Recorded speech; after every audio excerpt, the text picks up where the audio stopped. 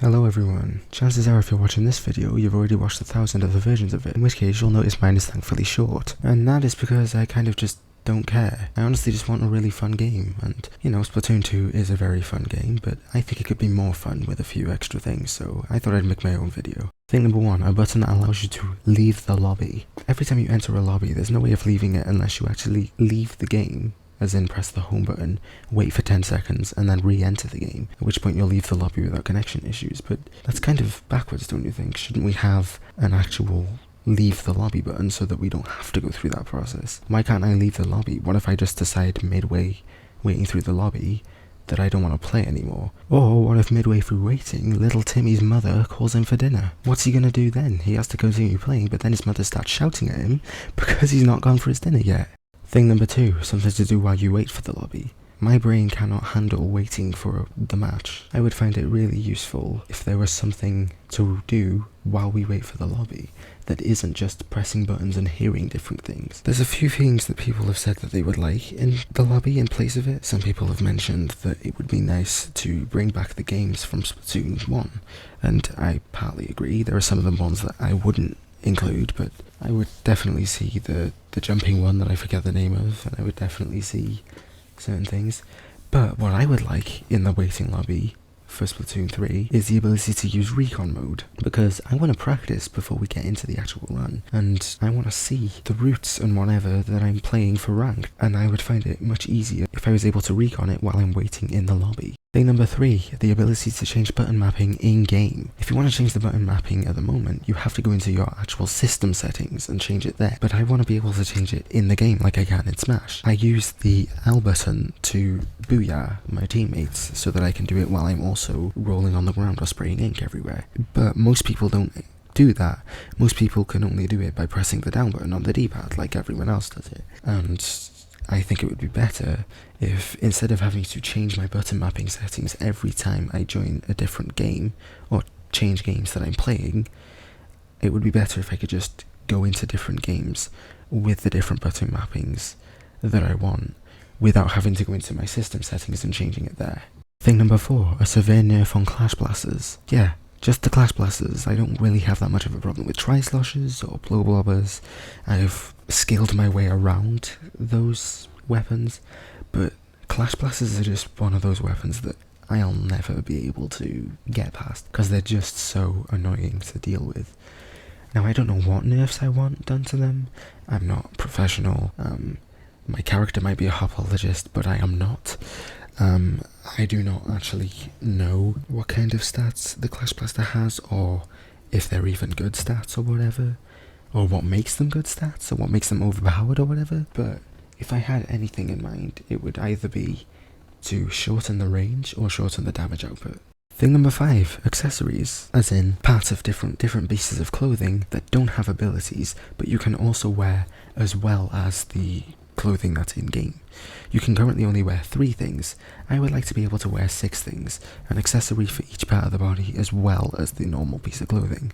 The normal pieces of clothing would be the things that have abilities, and the other things, the accessories, would have no abilities. Thing number 6, the ability to actively choose a colour of ink. And I don't really mean this in-game. I get that would be really difficult for Nintendo to match, especially like picking apart different team members for team colours that aren't exactly popular. That's not what I mean. What I mean is the ability to change it, to actively choose your ink colour for when you're walking around in Inkopolis. On a side note to this, and I know I'm not exactly qualified to talk about it, but I think it would be nice if the colour lock option also had a choice for what colours you choose, because at the moment the colour lock option is restricted to the colours that Nintendo chose. I think it might be more helpful to colourblind people to be able to choose the specific colour that they want to play the game in, rather than be forced to play the same colour. I also think it'd be more useful if the colour that they first use when they sign up for a lobby is the colour of the team that they play in every single time. So for example, in ranked mode at the moment, yellow and purple is the colour lock, and that's fine and all, but you could play one round and you're on the yellow team, but you could play the next time and you're on the purple, and then the purple again, and then the yellow again, and rather than be changing colours all the time, I think it'd be better for you to have the same colour every single time for your team, and I think it might be less confusing. But again, I'm not qualified to talk about it, so colourblind people, please rat at me in the comments if I'm wrong. I don't know what number I'm on at this point, but this is the next one.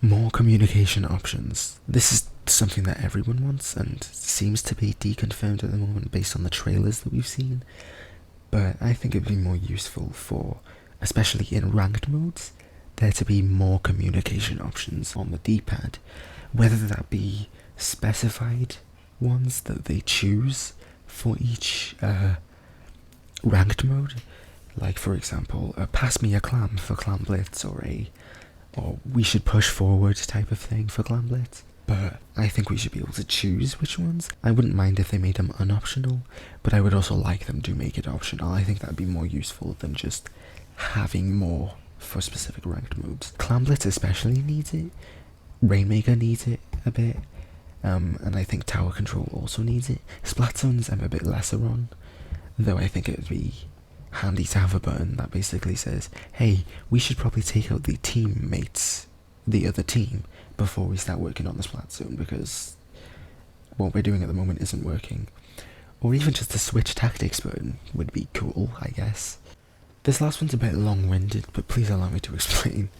I would like the ability to recon every mode and every game every single time you play. At the moment you can only recon modes that are currently in rotation. You can't recon modes whenever you want, but that's not the only thing that I want. The other thing that I want is the rotation to revert back to how it was in Splatoon 1. That is, there is no set map rotation for each ranked mode. Currently, every single ranked mode rotation is done on a monthly basis, so every single month there are 8 different maps available on each different ranked mode, and that gives pro players the opportunity to learn each map. But I think it would be cool if that was just abandoned and we went back to the Splatoon 1 way, and there's a few reasons for it. The first reason is because it's more chaotic and it fits more with the theming of the game.